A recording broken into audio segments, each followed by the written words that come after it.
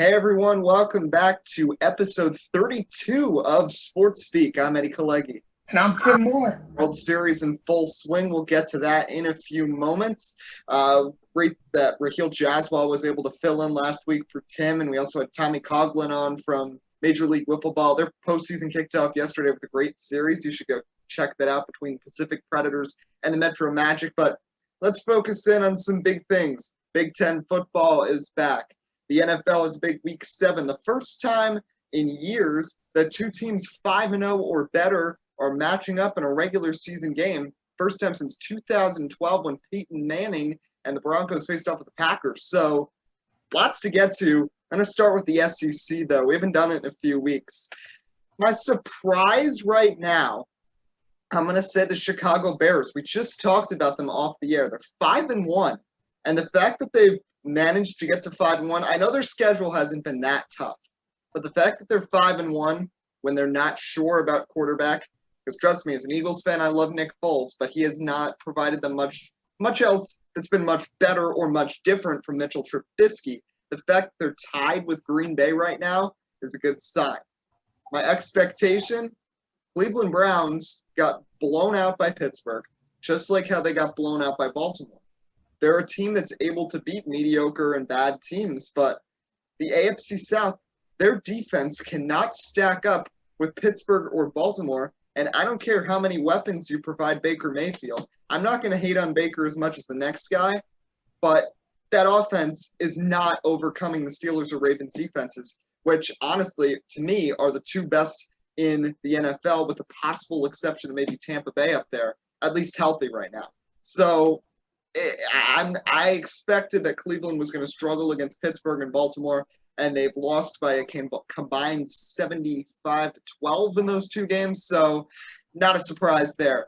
And then my conclusion is that this is going to be a back-and-forth World Series. 1-1. I thought the Dodgers after Game 1 were going to blow it away, but Tampa Bay came back strong in Game 2. We'll get into all that, but Blake Snell was clutch on the mound. The bullpen struggled a little. It bent but did not break, and they were able to prevail despite another Corey Seager home run. So that's my SEC. Tim, over to you. Yeah, and I'll tell you what, tonight for that World Series game, really, really good pitching matchup between Morton and Buehler. And you also did mention as well in your expectation about the Browns. I will say this in that regard. You know, the Browns fans, you're going to really benefit, in my opinion, this year because of the fact that there is an extra wild card. But the reality is, you're not as good as the Steelers. You're nowhere near the Baltimore Ravens. Obviously, the Steelers, we've already proven now early on that defense is good. And that complements Ben Roethlisberger, especially with a very solid offensive line. That team's very well put together. They're going to continue to dominate. And I'm really eager to see, if I'm being honest, Eddie, who ends up coming out in the AFC with the bye. Because, I mean, the way you look at it right now, I mean, you still have undefeated teams, the Titans, who, by the way, for the record, may not be undefeated after this week. The Steelers, you know, they're going to continue to try, to do what they do. But that AFC North is stacked. And we knew that coming into this year. It was just a matter of what and if for Ben Roethlisberger, and they've done a very good job. But now for my SEC, I'm actually going to go on the baseball end to start for my surprise, and in particular, the Gold Glove finalists, the AL right fielders. If you told me at the start of this year that Clint Frazier, Joey Gallo, and Anthony Santander were going to be your finalists for a Gold Glove in right field, I would really want to know what you're on, because I have to say, give Mookie Betts credit. He now has reminded baseball fans that there's not two good outfielders in terms of the right field position in the American League. The other one, of course, being Aaron Judge, that is very highly known for his defense. But it's kind of opened the waters. I'll tell you what, Clint Frazier, give him a lot of credit. He improved his defense, especially after the criticism last year, where everyone said that he was going to be a DH only, primarily in his career. Joey Gallo, for the record, got the same criticism, despite the fact that he can play multiple positions. He is, of course, a home run or nothing hitter, but he's done a very good job. And Anthony Santander, he's not a bad defender, but I don't view him as a Gold Glove caliber defender. But yet he was there, and he had a very good year for the Baltimore Orioles. Now, my expectation, the New York Giants. You know I had to bring it up after tonight, or I should say rather last night. I mean, tonight, I still feel the upset, the disappointment, but what do I expect? We're playing the Philadelphia Eagles, and just like the final game against the Eagles for Eli Manning, it finds a way of disappointment. The team can't make big plays when it matters. The defense constantly racks up penalties, can play 55 minutes of good football and make the 5 minutes of football almost like watching a Pop Warner game. It is terrible. You see Evan Ingram, he drops a big catch, but I think really, Eddie, the big moment of that game that no one is realizing, after that first down run where Wayne Gallman gets stopped, the Giants went to a halfback draw, and I'm not questioning play calling, but the analysis of the defense, the Eagles ran that same defensive play that you have to remember Daniel Jones running down the football field about, 80 yards before he fell flat on his face. Arguably, by the way, the tone and definition of the Giants season this year. They ran that same exact play. And the Giants were in the same exact formation. Why did they call a read option? That would have been the difference. Daniel Jones would have yet again been on his way to the end zone, but instead the Giants handed it off, ultimately costing themselves on the Evan Ingram drop, and the Eagles walk away with the victory.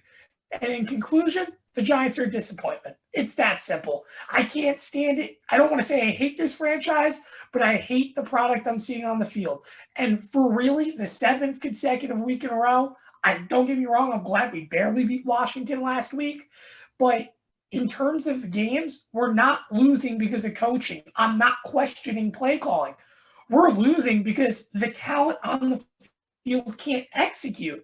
And the pinpoint issue that I go back to is when you go from a week prior to week 1, Joe Judge was taping tennis balls on defensive backs' hands to prevent them from holding.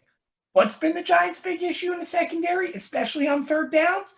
Defensive holds. Guess what? It's only going to continue. The secondary's terrible. And man, I'll tell you what, I am suffering because we can write 1,000 books at this point on how to lose a football game over the past 3 seasons. And the thing with the Giants, too, if you compare them to the Jets, the Giants have been competitive in so many of these games they've lost. They could just as easily right now be in first place in the NFC East with a record of 3-4 because this Eagles game they let slip away. That Cowboys game was back and forth. And if it hadn't been for Michael Gallup coming up with 2 incredible catches right along the sideline in a row, Giants might have had a chance to win that game in Jerry World too, which would have been huge. But here's my thing. Daniel Jones has now been the quarterback of the Giants for over a year. And his whole problem at the beginning was the fumbles. And everybody said at first, he's just nervous. Okay.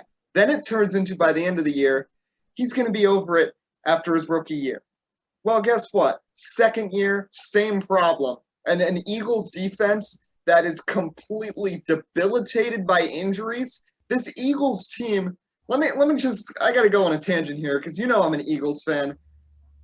Deshaun Jackson gets signed to a 2-year deal, comes back for week 1 last year, gets hurt, misses the whole season. Plays week 1 this year, gets hurt again, comes back against the Giants, high ankle sprain, put on injured reserve. So 3 games, he gets hurt in all of them, and that's probably the end of Deshaun as an Eagle.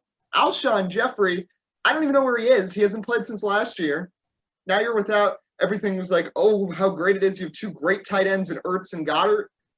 They're not even there. They're both hurt. You have no Miles Sanders. Thank goodness for Boston Scott, who has now become a giant killer from these last 2 games against the G-Men.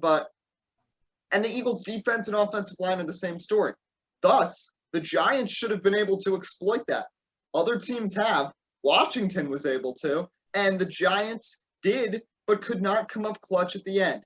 And Daniel Jones falling by himself, running down the field, is probably the most infamous thing I've seen in New York football since the butt fumble. Like, seriously. That is the epitome of the Giants season, that they can come so close and just not come through. And I think, like you said, Joe Judge has done a pretty good job as coach. Jason Garrett has had a couple questionable calls, but all in all has done a decent job as offensive coordinator. And the Giants just cannot come through on offense. Their defense, I know they slipped up at the end last night against the Eagles and the penalties you mentioned, but their defense has not been terrible this year. But the offense, we know when they lost Saquon Barkley, it was going to hurt. But really, and that's a dangerous precedent. When you lose your running back, just you can't move the ball at all. You need at least, first of all, if Daniel Jones is going to be the leading rusher on this team when Saquon is out, that's not a good sign.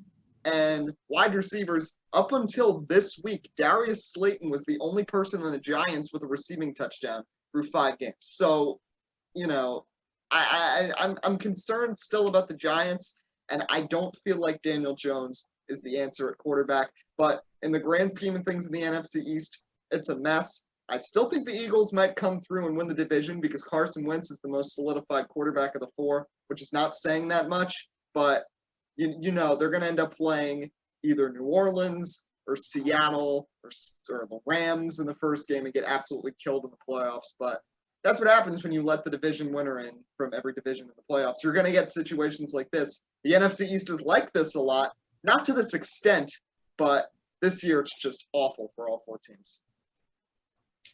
Yeah, it's been rough to watch NFC East football, if I'm just being honest. I mean, Dallas, not to say that I had a lot of expectations in them, but I really didn't expect their defense, especially adding an Aldon Smith who has been determined to play, get even worse and worse. And don't get me wrong, yes, you lose Jones, who is one of your best corners. He goes to Miami, but you have depth. It wasn't like they didn't have depth last year, the Cowboys. But again, I guess you lose big names, Sean Lee over time. It all comes to play, and offense can only keep you up so far. And I'm being honest about the Seattle Seahawks. They're talking about bringing Antonio Brown in the next 2 weeks. Pete Carroll has to realize offense doesn't win you championships. And I think he would know this very well, considering the fact that he won a Super Bowl championship because of the Legion of Boom. Offense only carries you so far. But once you face a good defensive football team in a big game, you're probably going to lose. Patrick Mahomes, don't get me wrong, was a huge exception. But we saw the fair comparison in regards to the Denver Broncos taking on Cam Newton's Panthers in Super Bowl 50. It's a common thing that happens. And not saying, again, the Cowboys, I think they're going to be right there with the Eagles come the end of the division.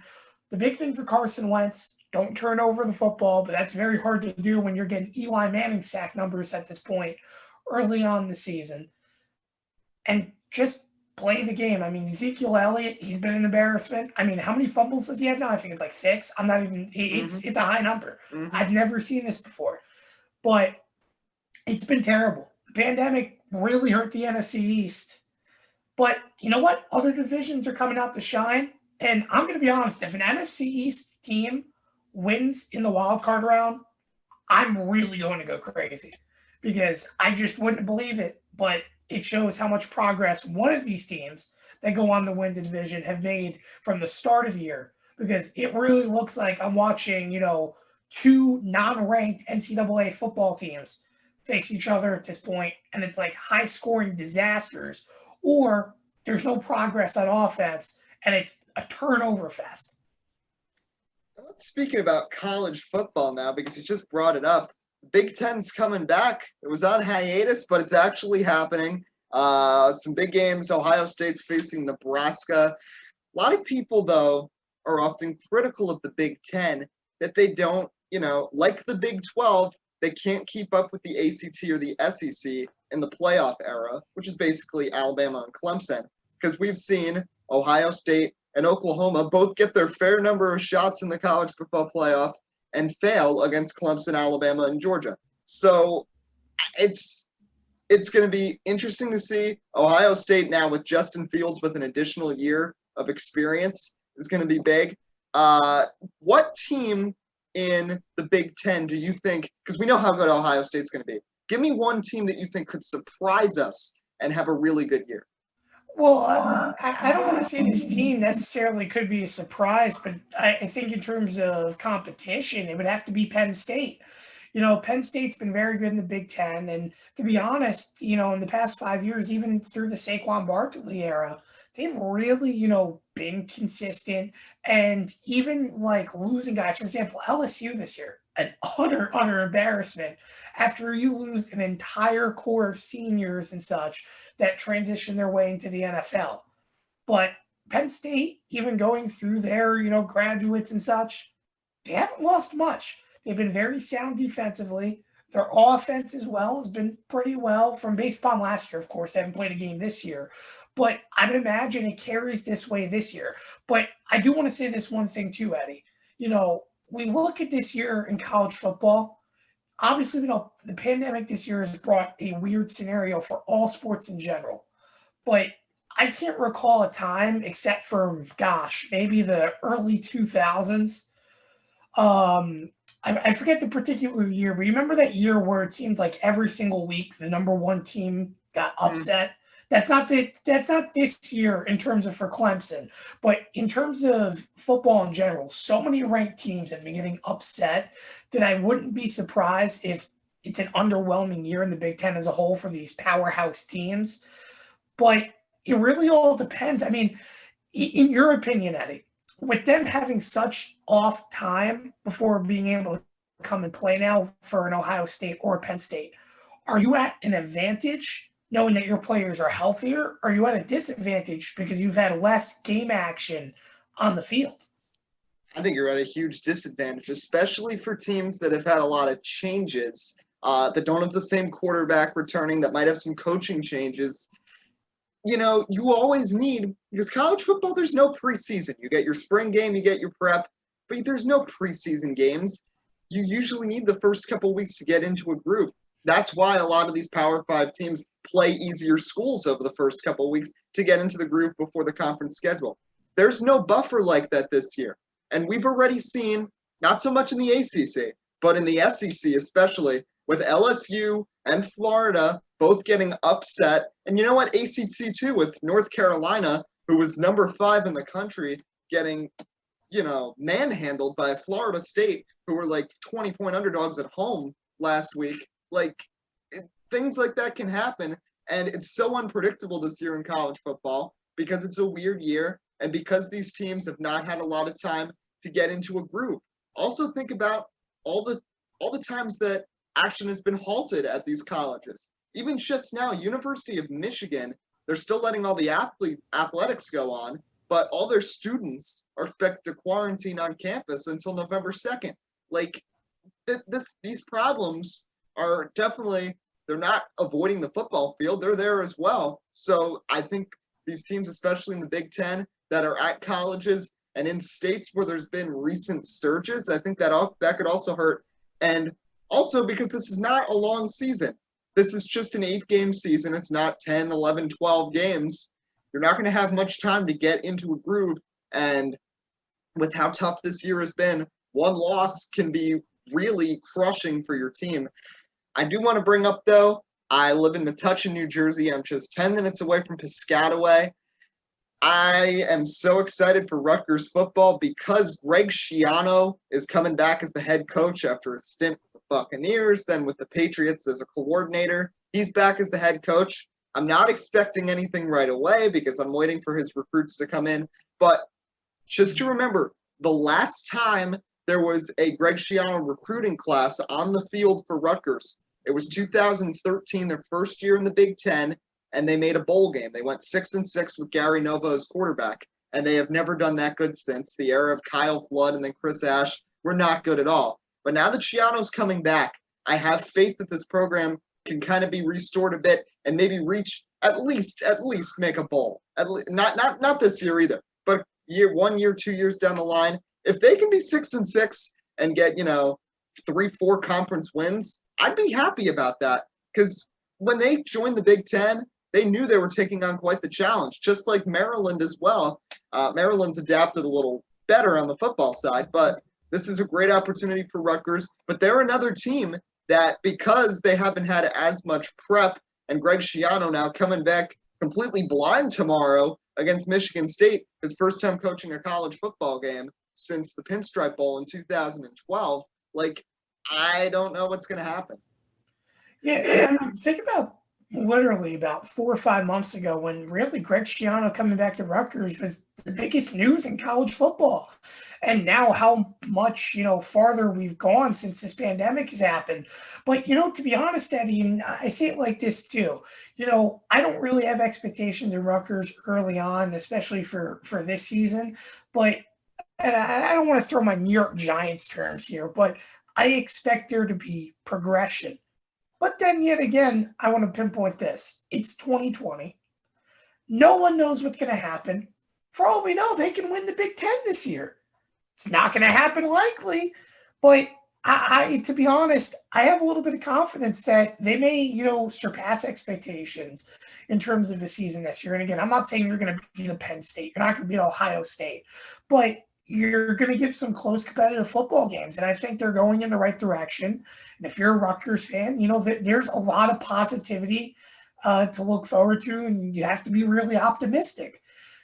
For Ohio State in particular, obviously you mentioned 8-game schedule. It's almost like high school football, with the way you're going through the formatting. You play conference games, start with Nebraska. Let's say that's a win for them. But then they face Penn State immediately next week, Eddie. They turn around and they have a bad game against Penn State. That could carry over against Rutgers. Not saying that, again, Rutgers will beat them, but the way college football works, sometimes you lose one game, that deflates your whole season. And it could be that way for Ohio State if they don't come to play early on. The Big Ten in general, it is going to be unpredictable. And whoever wins that conference at the end of the year, congrats to them, because just like how any other team, I guess you could say, yes, you were the best that survived. But I just don't know in terms of going back to the original topic that you talked about the Big Ten potentially being, a contender for a national championship. I still think Clemson dominates this season just the way they've looked. It's very hard to see a Big Ten football team this year. And me being, by the way, an Ohio State fan for the record, I don't see it any way possible in the future for this season of them having a chance. So let's move on now to baseball. 2 games into the World Series, Game 3 tonight. You mentioned big pitching matchup. Charlie Morton, who has turned into one of the great postseason pitchers in recent memory with his years with the Astros and these last 2 years with Tampa, facing off here with Walker Buehler and the Dodgers. Series tied 1-1. Rays bullpen has not been as lights out as expected, but, that could actually be expected because they're playing against a red-hot offense with the Dodgers. Corey Seager cannot be stopped. Mookie Betts, Cody Bellinger. What do you see happening in Game 3 tonight and going forwards in the series? I see a pitching duel, if I'm being honest. Let me tell you something. You want to talk about, I guess you could say, the second coming of Madison Bumgarner? Charlie Morton is that guy. 3-0 in the postseason, 15-plus innings, an under 1 ERA. Let's not forget, he carried that Astros team to a World Series as well out of the bullpen. Just, 3 years ago now to this point, if I'm not mistaken? He knows how to pitch when the moments shine. And I'm not going to be surprised today, Eddie, if he goes 5-6 innings, gives a quality start, and he turns around and he comes back yet again for Game 7. The man is just so good out there on the mound. But he's not going to have it easy. Face Walker Buehler, who, again, has had one incredible year, as well, incredible postseason numbers.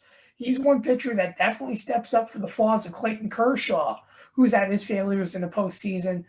I'm just going to say now, if I'm being honest, yes, the Rays bullpen hasn't been as good against, the Dodgers to open up this series, but they calmed down the bats of the Houston Astros, who were incredible hitting-wise throughout these first rounds.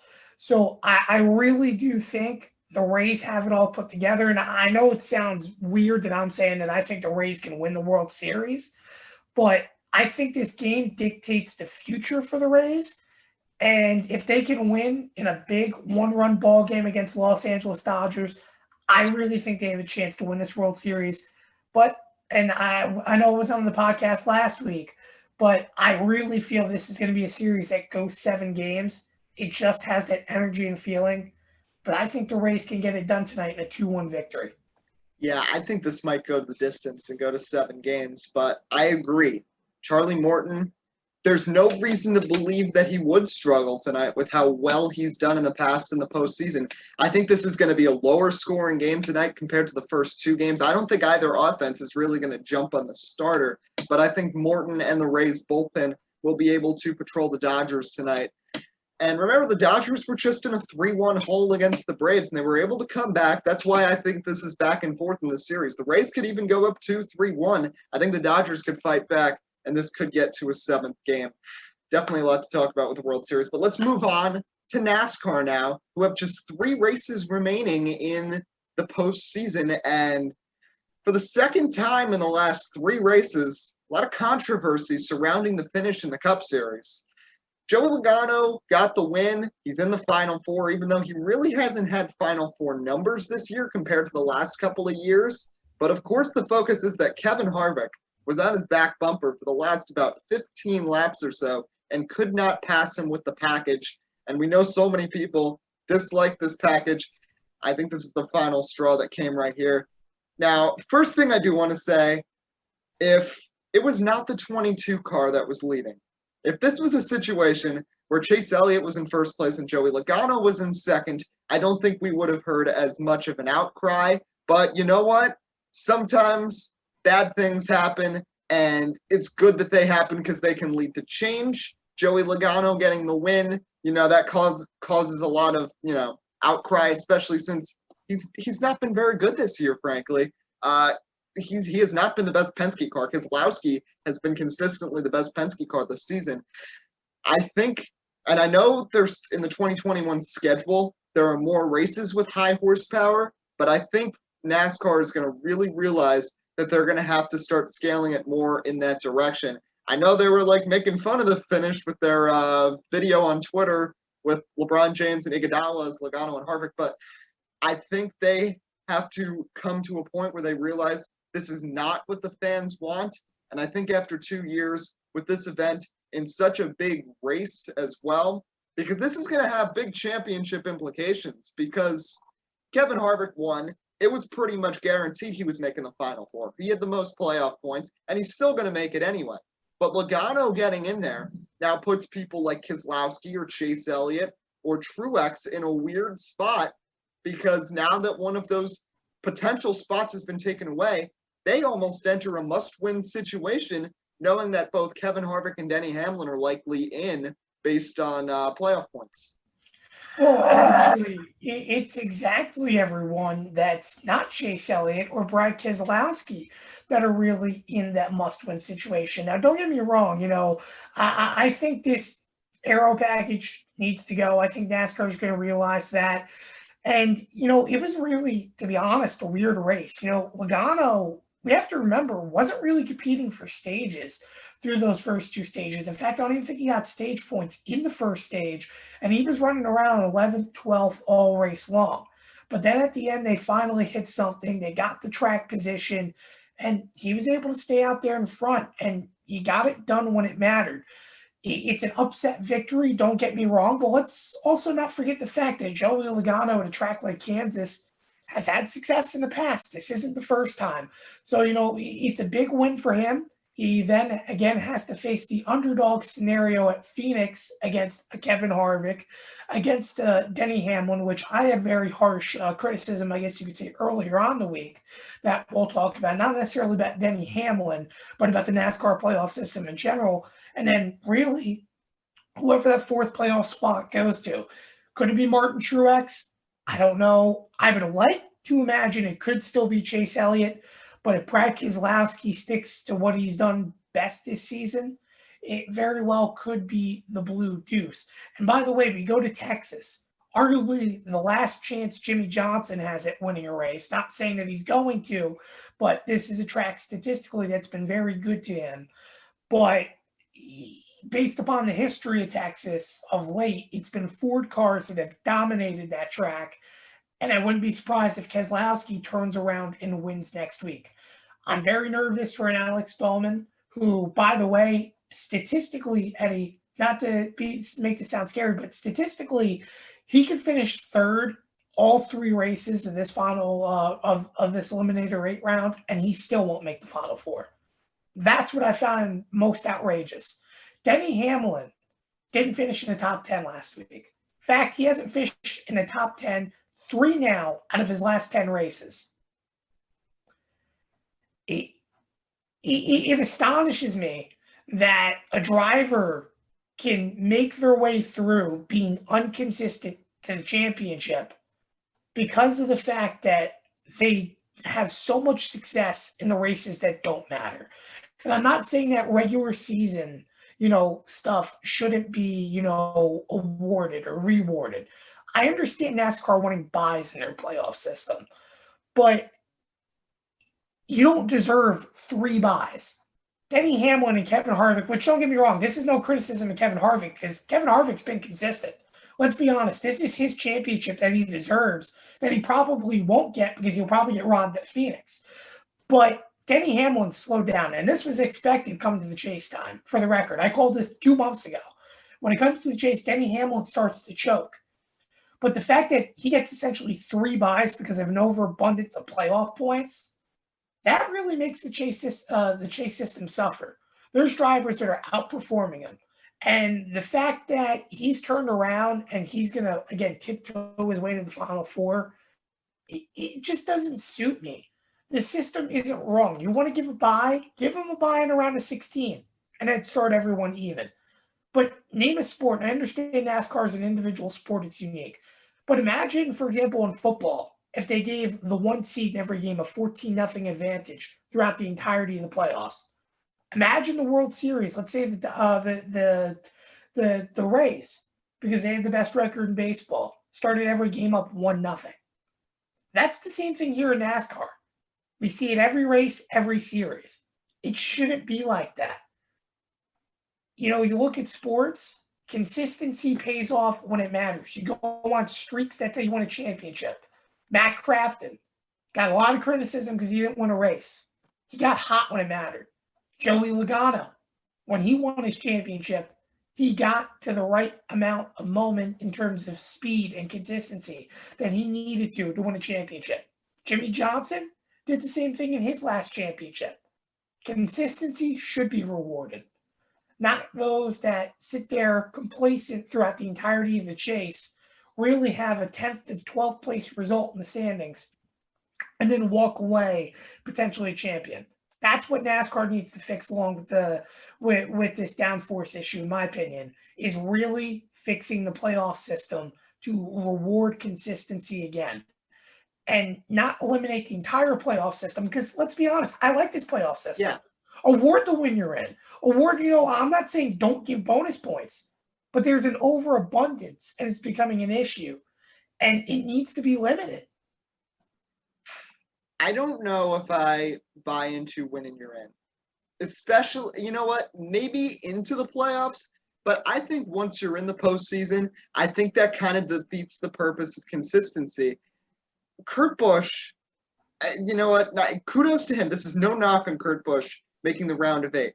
But statistically, throughout the year, and throughout, other than his win at Las Vegas, he certainly did not deserve to be in the round of 8 over his brother just because Kyle Busch does not have a win and Kurt does. So, yes, I think there should be a postseason format. Because I know, like you said, there's people who say you cannot compare NASCAR to like an NBA or an MLB or an NFL. But you know what? Nobody's going to watch if there's no playoff format. This is not 1990. You need some sort of excitement towards the end, but the champion needs to be deserved. Because you know what?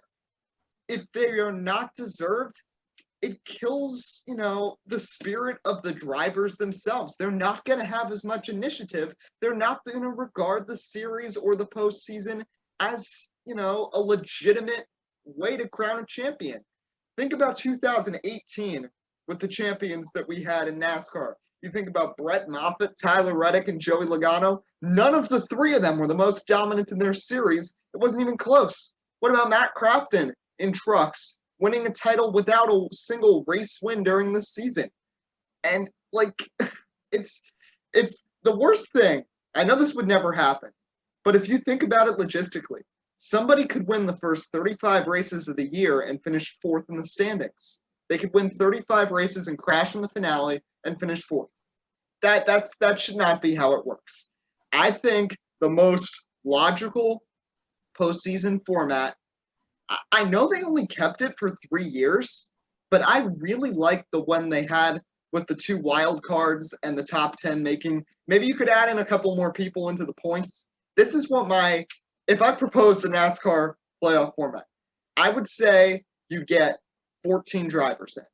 You go with the top 12 in points, and then between 13th and 24th, you do that thing just like they did between 11th and 20th. The 2 people with the most wins. If there's no wins down there, you go by points, and those are the 2 quote-unquote wild cards. You can have playoff points to start based on stage wins, based on wins that reset, and then get rid of the eliminations. I used to be a supporter of the eliminations, but now I've kind of come to the sense that it's ridiculous sometimes. And I still like the idea of at least keeping everybody still alive in the chase for a championship all the way down to the final event. And maybe based on the year, if someone's really dominant in the playoffs, maybe they'll clinch the title before the finale. I know that's all scary and, uncharted territory since the 2000s, but guess what? Then they've earned the title and they rightfully deserve to celebrate that win. So that's just my 2 cents on this. But I want to shift quickly before we get into our NFL picks. Xfinity race. Kansas is known for big crashes. We had the big one with Ryan Preece in the Cup race back in July. None in the Cup race this time. But all of a sudden I go on Twitter and I see Anthony Alfredo is upside down at Kansas. The first flip at a non-plate track in any of the 3 national series since I believe Timothy Peters at Texas a few years ago. It's just what is it about Kansas? Because you don't see this at any other mile-and-a-half track. And there are a lot of ones similar to Kansas. Why is it that Kansas continues to have these really scary accidents? Because it's been 10 years now, and that's been a consistency amongst all 3 series at this track. Well, I think a lot of it really has to do with its banking. And don't get me wrong, I know it doesn't have the banking of Bristol, but when you have such a high line oriented track, I really think that's what creates the issue.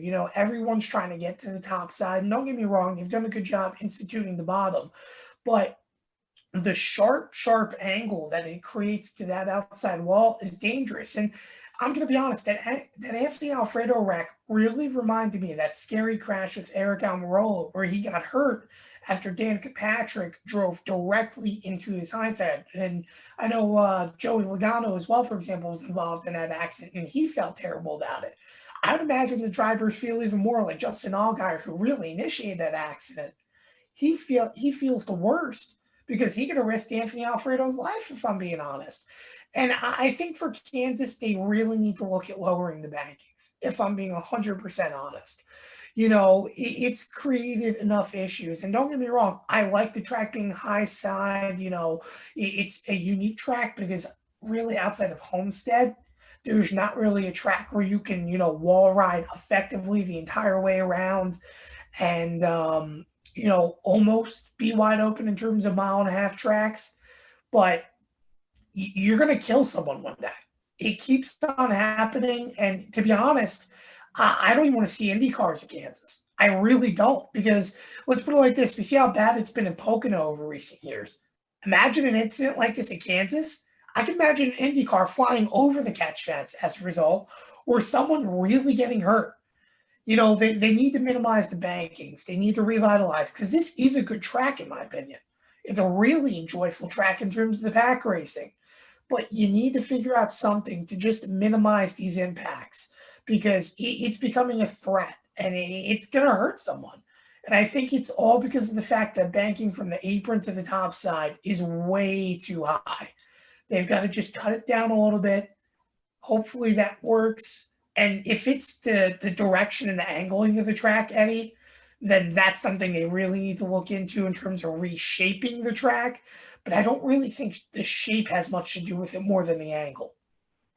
So let's move on now to our NFL picks. Week 7, we're combined 31-5 through the first 6 weeks. But Tim, you passed me.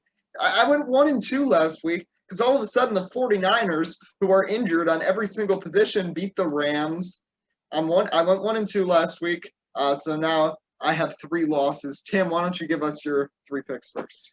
Indeed. Well, I'll start with the Buffalo Bills destroying the New York Jets. I don't think Adam Gase will survive after this week, but then again, it's the Johnsons running that organization, so who knows? Of course, my team's a disappointment too, the New York Giants, but again, the Bills, I think, are going to dominate the Jets at home. I mean, who knows what the Jets will do offensively. If they come out and surprise, they earned it. But this Buffalo team is very well put together, especially after a tough loss last week. They really need to prove that they're a good team. I think they win with ease. The next game I'm picking, the Green Bay Packers, after a tough loss in prime time to Tom Brady. You have to turn around here and destroy a struggling Texans team. And the Texans, by the way, last week gave an incredible fight to the Tennessee Titans and actually almost knocked them off.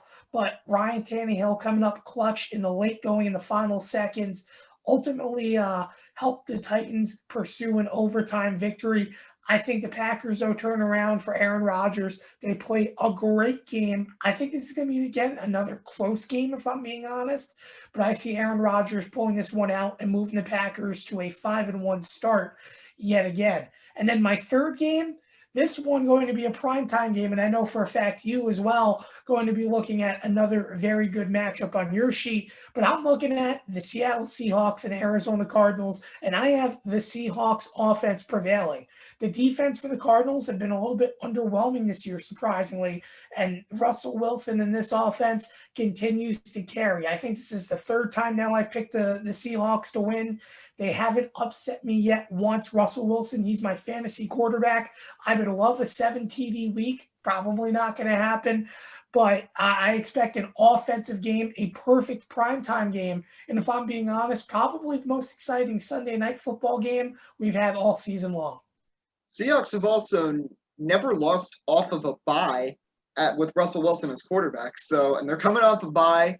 They should be really strong. So my 3 picks, easiest one I think for me, Denver put up a good fight and beat New England last week, but I think the Chiefs are going to beat them pretty handily this week. The Chiefs are frustrated because these first 2 games in AFC West play, they get taken right to the brink by Justin Herbert and the Chargers, and Herbert's first career start because Tyrod Taylor got his lung punctured right before by his own doctor, and then the Raiders beat them, but I don't think that'll happen again. I've got the Chiefs beating them and Mahomes having a great game. The run game, I don't know if Le'Veon Bell's going to be out there yet, but even if he's not, Clyde Edwards-Helaire has been a Rookie of the Year caliber player as the running back of the Chiefs. I think he's going to have a great game against the Broncos defense, which is still without Von Miller.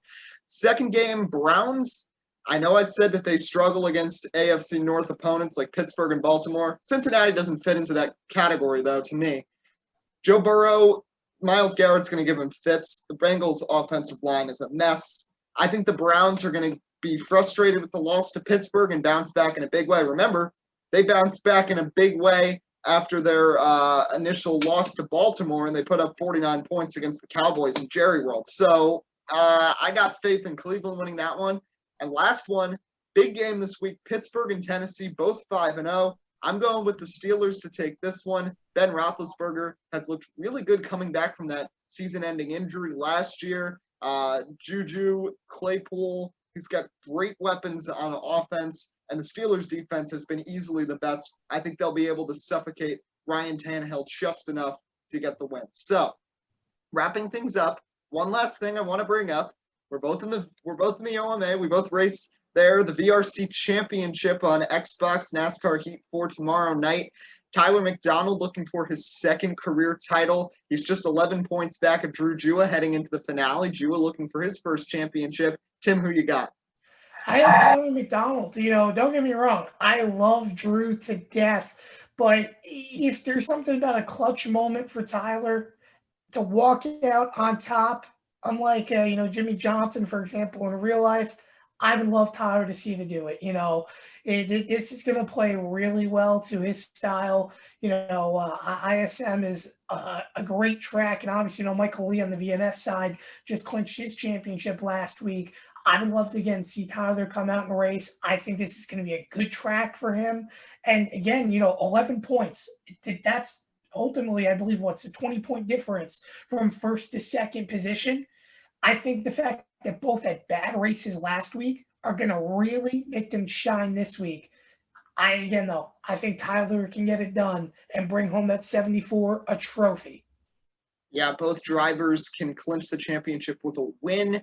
If not a win, Tyler McDonald needs to finish at least 2 spots ahead of Jua to win the title. One last thing I just remembered I wanted to bring up. We didn't talk about the NBA, but I just saw right before we started the show, Amari Stoudemire is now an assistant coach for the Nets.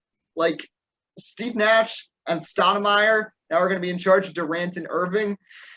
Nets are being risky here. You got these 2 superstars, but you're not bringing in any experience in terms of coaching. What do you make of this move?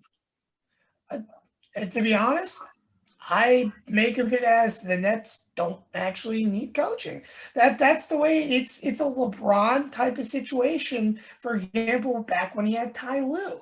And, if that's what Kevin Durant wants, and if that's, what Kyrie Irving want, then so be it. But, I think you're going to look for a lot of insight between Stoudemire and, Steve Nash. I'm still very antsy about Nash being a coach, for the record. It still surprises me.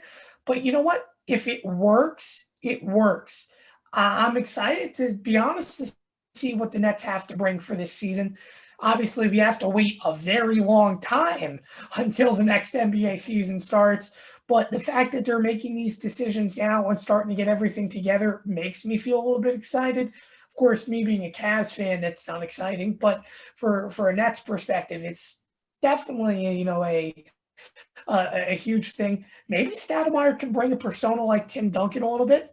You never know. I mean, sometimes you can expect the unexpected, but it could be a good thing. It could be a bad thing. We'll just have to wait until the season starts. And actually, the season, Adrian Wojciechowski reported right before we got on the air that the Board of Governors for the NBA are meeting about potentially starting the season on Christmas Day as they had originally planned. They're kind of going away from the idea of getting fans in the arena because at this point that's not happening anytime soon.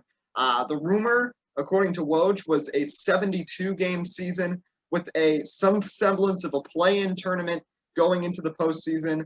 And the most interesting thing that was proposed is having series like baseball to limit travel. For example, if a team was going to play the Knicks and Nets, they'd be on a 4-game trip. They'd play 2 games at the Nets, 2 games at the Knicks, just to try to limit the amount of travel and not having to go to someplace twice. I kind of like that idea, but we're just going to have to see how things roll. We'll be back next week, right before Halloween. We'll be recapping week 1 of the Big Ten and everything else in college football. We'll be talking NFL, but then the World Series will be over, so we'll be able to recap that, and we'll be heading into the NASCAR race at Martinsville, which we know will be drama-filled. We'll be prepping you for that. Until then, I'm Eddie Kalegi. And I'm Tim Moore. Wishing you a great rest of your weekend here on Sports Speak.